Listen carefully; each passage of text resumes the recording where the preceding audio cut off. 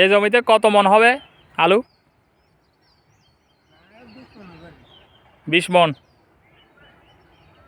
এবার তো ফলন ভালো হয়েছে।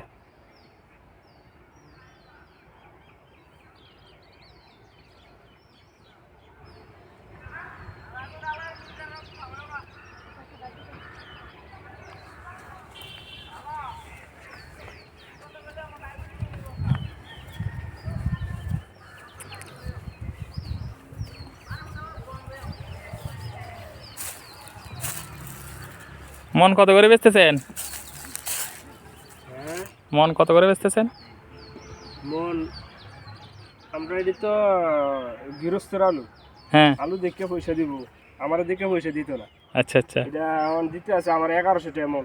আর বছর ঘুরে রাখে খাইব। কেজি কত করে পড়তেছে তাহলে? কেজি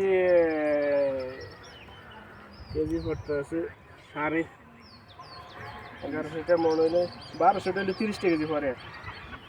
1100 টাকা। তাহলে তো বেশি বেচতেছেন, বাজারে তো আরো কম।